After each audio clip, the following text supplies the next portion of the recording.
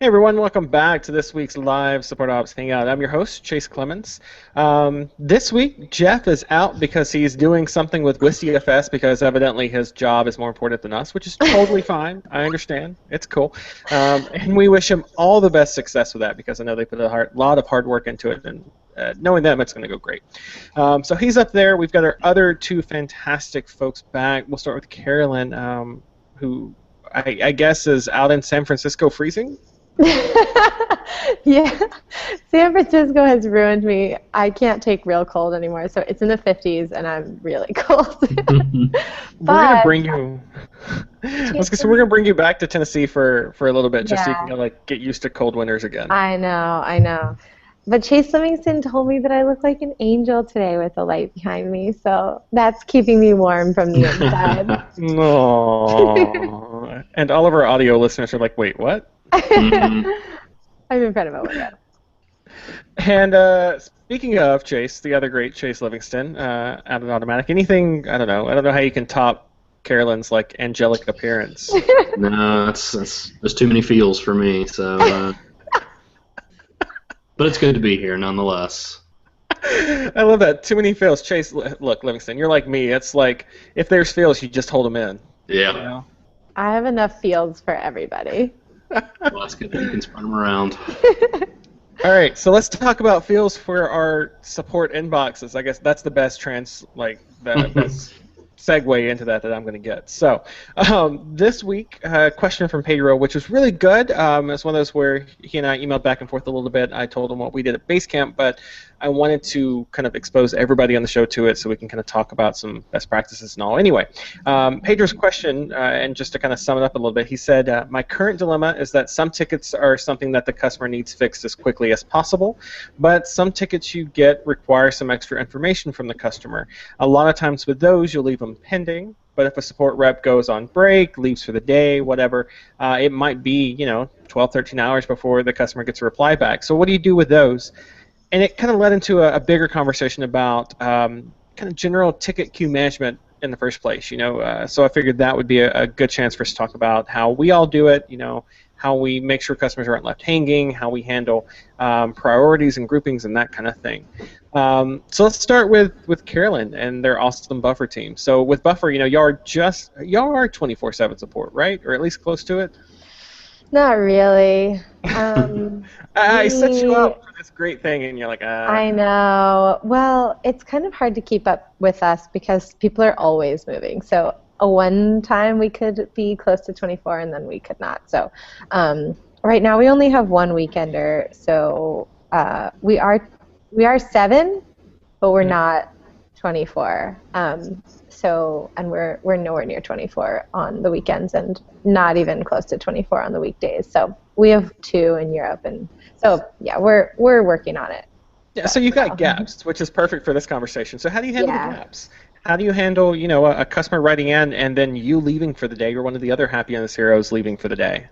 Yeah, so we don't claim tickets for that exact reason, because we find that it's a better experience. We did some research and also going on our own personal preference and our guts, that it's a better experience to, especially if it's urgent, to have the answer faster or have the thing done faster, even if it means that you talk to 2 different people. So even though you might feel like a slightly less personal experience because the second person, a different person, writes you back to say, okay, thanks for that information, this has been done now, we decided that that's a better experience. So we don't tag, we don't claim. For the question of like, how do we even know that that person wrote back and that they're frantic and that they need this done? We do have a priority system if they go through the form. If they just email us, there isn't really a way. We could manually tag it priority, but if they go through the online form, then it's like it gets like a big red priority urgent tag in our Help Scout. So we try and grab those first. Cool, and we're going to come back to that one because I think that's a great way of doing it. So as far as not claiming tickets or anything like that, So ticket comes in, nobody claims it. So any replies back to that just automatically go back into that big kind of general inbox thing. Nobody has like their own personal filters or assigns or nothing like that, right? Right. Cool. What happens with that kind of stuff? What happens when a customer writes back pretty quickly? I mean, maybe like 5 or 10 minutes. Is it just kind of I see it in the queue and I grab it because I know it's mine? Yeah, so, well, it depends. So we tend to split when there's multiple people in the inbox, which isn't always, but during the US hours when there are multiple people in the inbox, we have some people who really prefer to get stuck in the older tickets. Like they want people to not have to wait. Or they're already waiting, but they want them to not have to wait anymore. Sometimes those tickets tend to be a little bit tougher. That's why they like ended up all the way down there.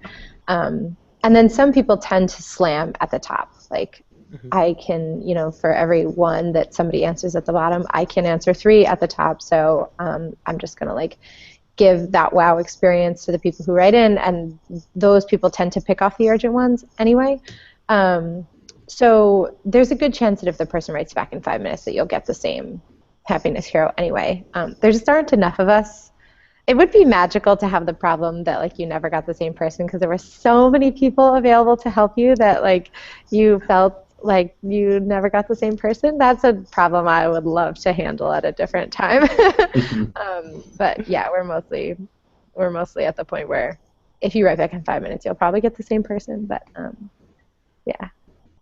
Cool. All right. So that's one end of the spectrum. Livingston, when it comes to Jetpack support, so you've left for the day. It's a little bit before 7 o'clock your time, so you're done. What happens to any tickets that are coming in that you've answered today? Is it just waiting on you? Does it go back in the general queue? How does your team handle? In general, it'll probably wait on me. Usually, if like during non-normal business hours. So for the most part, we're all the folks on my team are in, U.S. and/or Canada time zones. So obviously during those times we're answering our replies pretty quickly. If somebody's working outside those hours, like if there's somebody on right now or something like that, a lot of times we'll focus on tickets that the users have replied a second time or a third time or whatever, rather than just going to the new queue that haven't had answers yet. We try to keep that conversation going with the user if there's something urgent and we just needed a little bit of information from them or whatever. And so we try to focus on those more during like off hours and on the weekends, more so than answering just new first response tickets. And so that's kind of how we handle it. It may not be perfect, but that's generally how we do it, just to keep our sanity, because we get quite a large number of tickets every day. So cool. For the Basecamp side, I think let me back up a little bit. So Livingston, when it comes to that kind of setup, do you find yourself like anxious or anything, like in the evenings or before you go to bed? Like, is there a customer that needs me that's stuck in the queue, and like, is there any kind of anxiety around that kind of setup for when you're not in the office?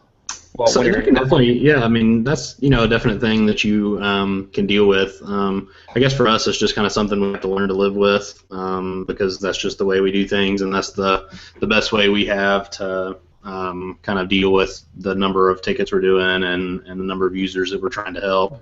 So it's kind of just something you have to get used to, and over time you sort of learn to accept that. I really hate that they're having to wait that long, but I also need to have some time with my wife in the evenings and on the weekends and stuff like that. So I could work all the time and users could get super fast answers, or I could work normal hours and have time for my family and stuff like that. So yeah, that's kind of how we deal with it. And like I said, sometimes one of us will work a few extra hours in the evening or something and try to pick up those tickets that so they don't have to wait 12 or 13 hours overnight for the next person to jump online in the morning. So but yeah, in general, if they have to wait, then we kind of just look at it as they have to wait, because we also want to have lives and keep our sanity, if you will. Such a novel concept, like keeping your sanity and having a real life and all that. Because honestly, like when I first started at Basecamp, and it was 4 years ago this month, I was kind of so like when my day ended at 5 o'clock, I was checking my cases not continuously throughout the evening, but at least every hour or every 2 hours or something like that, because I was worried about having a customer sit there and wait, and it took me, good grief, at least 2, maybe 3 years before I felt comfortable with saying, no, this is my life outside of work, that that can wait. Those cases can wait. As far as for like Basecamp, how we handle this kind of situation, we're 24/7 support, so somebody's always answering cases, so that takes care of the new ones. As far as replies go, a couple of things. We have summer hours during the summer, so we're off 1 day a week. So I'm off on Thursdays. When I'm off, I have a buddy, Marissa Dawson, who is the greatest person probably that I've ever known in my life. She's fantastic with customers. She watches all of my cases. So one comes in, she'll grab it, she'll answer it for me. I do the same for her on Mondays when she takes off. So having a support buddy like that to keep an eye on your cases has worked really well for that person's not in right now, but we still want those cases to be taken care of, even though they're assigned out to that person. So that's what we do with summer hours. For after-hour replies, so like it's 5:47 for me now, so I've been done with work for about 45 minutes or so. I usually include at the bottom of all my emails the hours that I work during the day. So I've got a snippet that says, it's currently 3:30 in the afternoon my time. I work from 8 a.m. to 5 p.m. And then let them know that if you want to reply outside of those times, just to send us another ticket, somebody will pick it up and get an answer right away. Hit and miss luck with that. That's one of those where some people pick up on it, some don't. So that's still something that we're tweaking with and that kind of thing. But for the people that do catch it, it's a really good experience because they know they can just write in again since we've got 24/7 support. So that's kind of how we handle those. It's not quite as loose as no assignments like Buffer, but it's not quite as tight as automatic with some cases, waiting overnight and that kind of thing. Yeah, so that's that. We're going to swing back around to Carolyn as far as the priorities go. When it comes to the inbox, you mentioned if they go through the form, then sometimes it gets tagged with a big old flashing whatever to let you know something's going on. And in Bufferland, I imagine it's like a unicorn pops up and says, hey, here's an important ticket. Like that. So yeah, tell us a little bit about how you've got that kind of form set up to kind of let your team know if something's really urgent.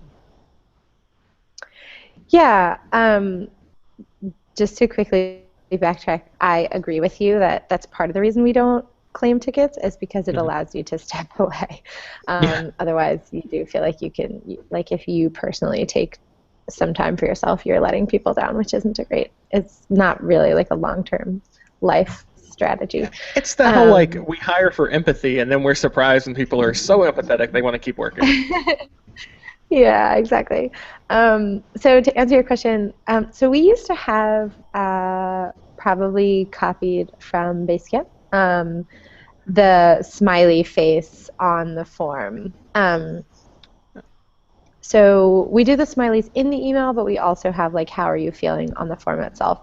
And we realized we were using that as kind of a surrogate for how urgent is this.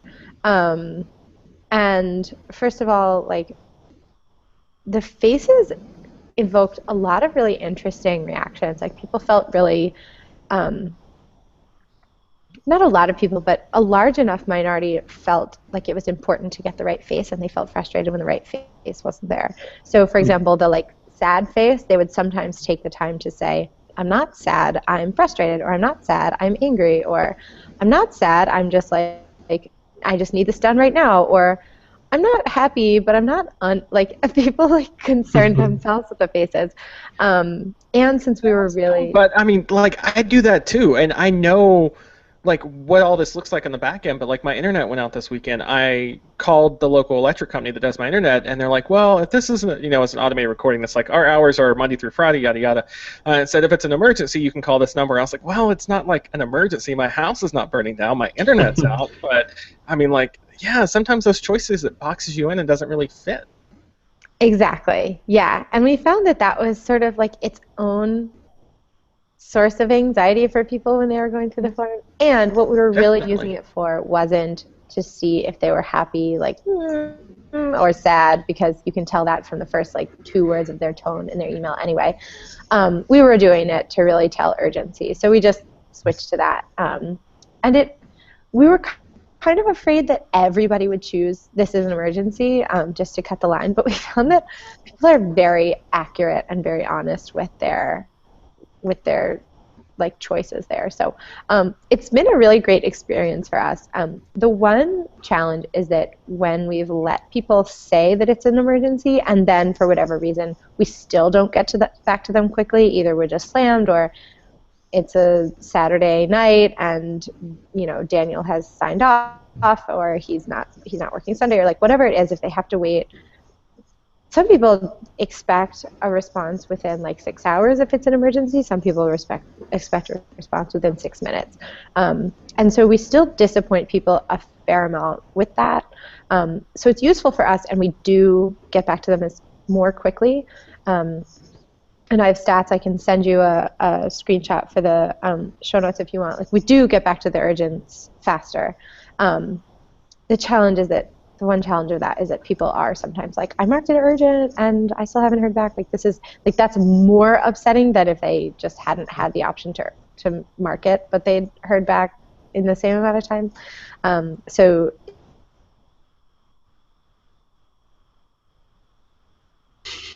did we lose Carolyn? Yeah, I think we just lost her for a second. So we're going to fill in and all. But yeah, I think that's first off, it's a good method because people get to kind of self-select, right? So people are generally smart. Let's just go ahead and trust somebody to make a good decision and tell us what's going on and how urgent it is. And it's not just customer support people that would use that form reliably. Like Carolyn said, they've got the data to back it up. People generally pick what's important, what's not, what's an emergency, what's not. When you do that, though, you've got to be able to set those expectations clearly. So if somebody selects, this is urgent, I need an answer as quick as I can, then maybe when they submit that form, you're shown, instead of we're going to get back in like 30 minutes, maybe it's we're going to get back, or something like, your ticket's first in line now, so we're going to get back to you as soon as we can. So it's about those expectations. Does Jetpack do anything like that as far as, setting urgency on tickets or priorities or anything? We don't. So we don't allow the user. We talked about letting the user do that. That's not something we do currently, but we do ourselves. We do we call it a triage, especially if we're like way behind or something like that. Like the users are really waiting, longer than a couple hours. We internally will have one person kind of just run through and briefly look at all the tickets that are in the queue, and then we have like 5. I guess you would call them levels of urgency or whatever. So, the first level is like, oh my goodness, Jetpack ruined my site. I can't get into it, blah, blah, blah. And so, obviously we want to get back to those users before like, hey, I want some new colors on my sharing buttons or something like that. That's not quite as urgent. And, if they have to wait for a little while for an answer to that, it's okay. So, internally we do set like priorities, especially if we're super backed up or something like that, just so we can try to get back to those users who are really needing an answer more quickly, as fast as we can. Yeah, so Basecamp, when I first joined up, we were doing something similar. The team lead for that week would basically triage out the emails every morning. So it's, if it's really important, here's the first ones you need to answer, and then as the day goes on, then you can kind of pick those slower ones up, which is really helpful. So yeah, I definitely recommend if you're a smaller team and you've got those gaps that are going to happen, you need a way to tell what's urgent and what's not. Because somebody with like you mentioned, somebody with like, I want different colors is a completely different case than somebody who's locked out, somebody whose website is messed up, somebody who, I don't know, had some critical package that UPS lost or something, so you've got to have those kind of distinctions. Once you move into the realm of 24/5 or 24/5 or 24/7 support, it becomes less important because your cases are getting grabbed so quickly that you don't have to worry about those kind of priorities as much. So like now, since Basecamp is 24/7, it doesn't matter if it's you can't log in or you have a feature request; those are going to get answered in about the same amount of time. So that one's really handy. While we're still waiting for Carolyn to come back, I don't know, she might have dropped off the face of the earth or something. She probably went to Wistia Fest. Probably, yeah. She just didn't tell us it was time for her flight. Yeah. So how do you? So we talked about priorities. We talked about minimizing that time as far as cases sitting in a specific person's queue, their own filter, that kind of thing. Jetpack gets a lot of tickets, lots of emails every day. What's some other tips and tricks that your team is doing to kind of help get through those as quickly as you can? So like I mentioned, the triage really helps because we usually have, say, one or two people focus on the most urgent tickets and try to, because in general, there's usually less of those than there are the other types of tickets we get. Just because in general, Jetpack doesn't break that many sites. It might just be a couple that like has a conflicting plugin or something. So, we have one or two people focus on the more urgent tickets, and then the rest of the team will focus on, I guess you would call them the less urgent tickets, the ones that maybe a little bit older and stuff like that. And so it's amazing when you split it up that way, how the team can really work through quite a large number of tickets in a slow amount of time. I guess you just get in the mindset of, if you're working on the same types of tickets for a couple hours rather than just jumping in the queue and answering oldest to newest, where they may be completely different, types of questions from one ticket to another. When you get in that mindset, the debugging we have to do or the research we have to do gets really easy, and you kind of get into the flow of the type of ticket you happen to be working on and can really blast through a lot of them all at once. So that's what we find really helps us try to stay on top of things. That's another big thing that people might want to try out. Yeah, definitely. I think this is where your forms are going to come in handy again. So if you've got people that are submitting all feature requests in through your form, those get to wait. You can bulk those together, show them at the end of the line. If you've got people that are submitting in, I can't log into my account at the moment, those are probably going to be fixed with like a password reset more than likely. So you group those, you can bust through those real quick. And since you're doing the same thing, like you mentioned, over and over, it's a pattern, it's repetitive. You can do it really, really quickly. So yeah, I would definitely recommend that. The only flip side I would say to that is that if that's all you're doing, so if you're starting to like specialize at that, let me back up. So say this a little bit better. If you do that every day and you find that people are becoming specialized in certain areas, that can be a detriment to your team over the long run. Because what happens is if you're sending all the billing cases to John Q and he's the only one that answers those, then when Jane gets one on Friday and John's not there, then she's going to take a little bit longer to answer that question. So make sure you don't get stuck in a rut like that. Yeah, we definitely try to rotate who's working on what each day. So, at the most, you may be, working on those types of tickets for a couple days at a time or something before you switch and, go another direction. So that way everybody is, keeping sharp and also not getting burned out on doing the same thing day in, day out. Yeah, and that way everybody gets to see like the, grandma and her cats on their WordPress site. Exactly. We see some pretty interesting sites. This would be the part where I would flip over to Carolyn and ask her for her some tips and tricks, but she didn't come back yet. So that's fine. Internet problems happen and all that kind of fun stuff.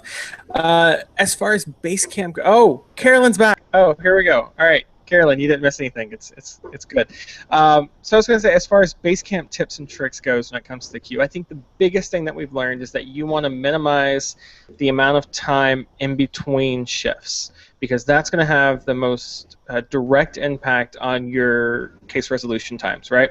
And it just makes sense. So if you've got a 12-hour gap between your last person of the day and your first person in the morning, that means every ticket has at minimum a 12-hour waiting period, and that's just going to go up from there. But if you can shorten that to like a 4-hour window, then all of a sudden your 4 hours is the max amount of time, the minimum amount of time that's going to happen in between cases. So that's the biggest thing for us. We knew that to get to our, sub 5-minute response times, we had to shorten up those gaps and make them as small or eliminate them as much as we could. So that's what we did. That's why we went to 24/7, because that had the biggest impact for us. So I definitely recommend, small teams, sometimes you can't do that, but smaller teams can juggle your schedule in a way that you can minimize those gaps. So if there's 3 of you and all 3 are working 9 a.m. to 5 p.m., that's not the best use of your time. Have somebody come in a couple hours earlier, somebody come in a couple hours later in the day so they can stay. You can shift that around a little bit and make it a little bit easier as far as minimizing that gap goes.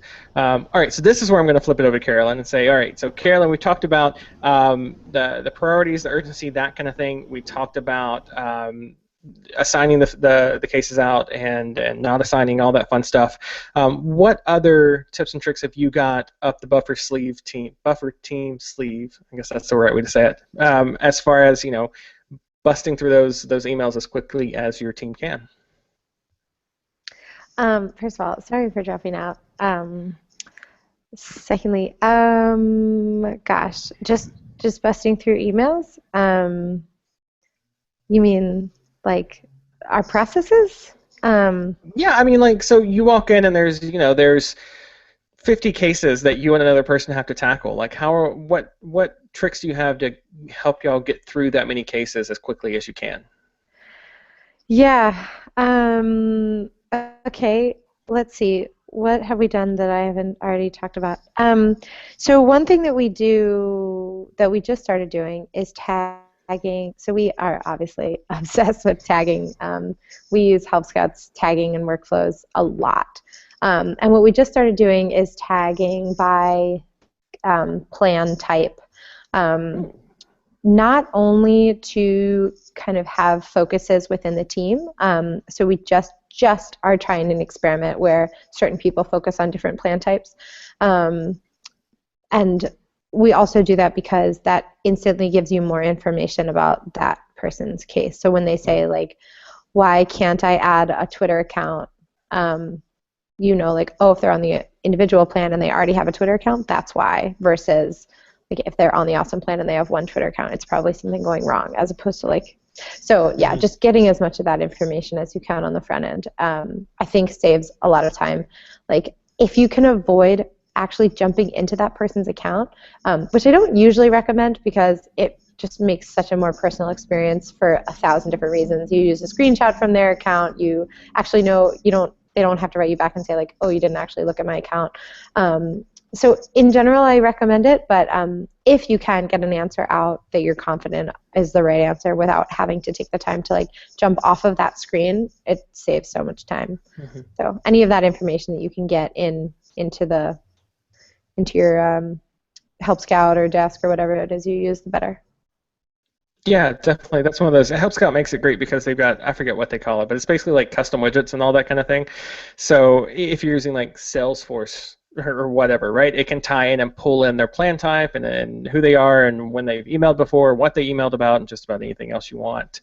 So yeah, I definitely recommend. That's one of those kind of same situation with Basecamp. If somebody emails in and they say, I can't add a new project, and we look over and see that they're a non-admin that's not set up with the project superpowers, then we know instantly what's going on.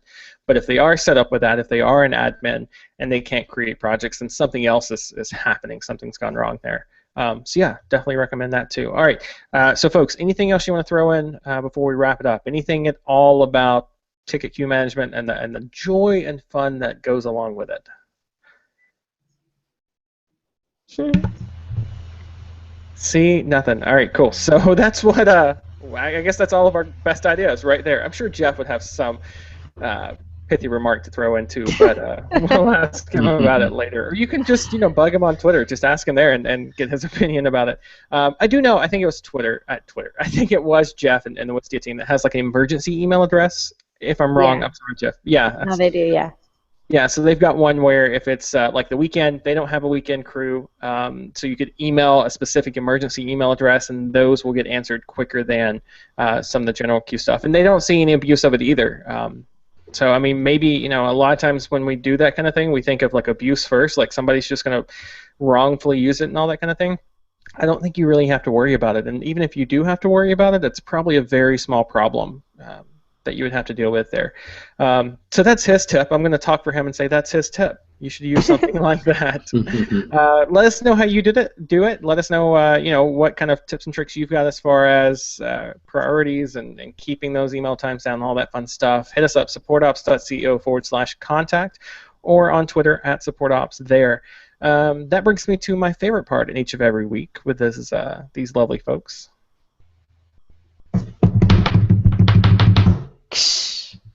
It's this week's shoutouts. These are the things that are making us happy, so happy we want to shout them out from the rooftops to let you know you should be using, doing, buying, whatever. I say using this thing, that makes me sound like a drug dealer. I just realized that, so I'm sorry. We're not I guess we are peddling apps and tech and that kind of thing. So yeah, we're just gonna leave it there. Let's go with Chase. Chase Livingston, what's your drug of choice this week? So I don't know if any of you have ever used the Sunrise calendar app before, but there was a pretty nifty update this week to, I guess, all of their apps. I don't really know. I use the iOS and Mac app, but it's called Sunrise Meet, and it's like a really easy way to set up meetings with folks. So you can go in and select like 3 or 4 time slots you have open, and it will generate a link that you then can send to whoever you're trying to set up a meeting with, and it will either, if they're using Sunrise, it'll take them to their app. If not, it'll take them to a web page where they can select either one or more of the times that work for them. So it's just super easy, and then those get automatically added to your calendar when they, agree on a time that you've set out. So pretty nifty way to schedule meetings, and also on iOS specifically, they added this in as a custom keyboard, so you can actually view your calendar as a custom keyboard and select those, and then when you select the times and press save or whatever, it automatically pastes the link into the email or iMessage or whatever you're in. So pretty nifty if you have to schedule meetings often. Yeah, I will say, so outside of the GIF keyboards for iOS and that kind of fun stuff, that was probably the most creative use of a custom keyboard that I've seen in a long time. So if nothing else, check it out just for the design, just so that you can see what kind of job they did with it. Yeah, really neat. And it's all free, so that's even better. Exactly. All right, Carolyn, what are you going to mention, some kind of fancy scarf to keep you warm or something since you're freezing out there? No, although the leggings under jeans is, really, really great look. No, I was going to mention a different one, but Chase Livingston's makes me add a second one.